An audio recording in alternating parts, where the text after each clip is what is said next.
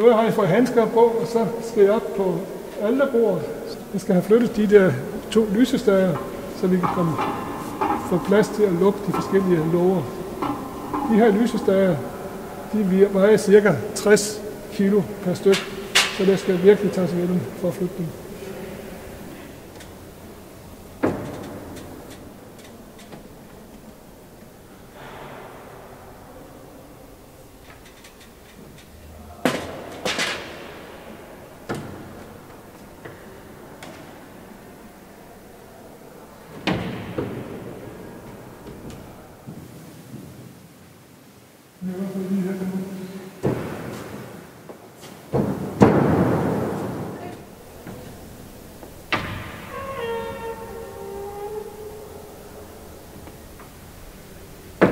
Altertavlen, den vendes cirka 3 gange om året.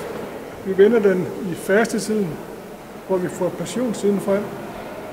Og så vender vi den til adventstiden, hvor vi får den 3. side frem med Johannes Døbers halsåbning.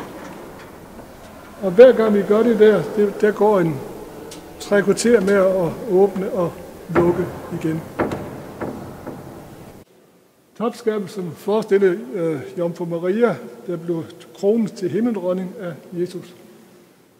Det lukker vi, når det bliver påske, eller når i fastetiden. Og det vil vi så vise med den lange stok.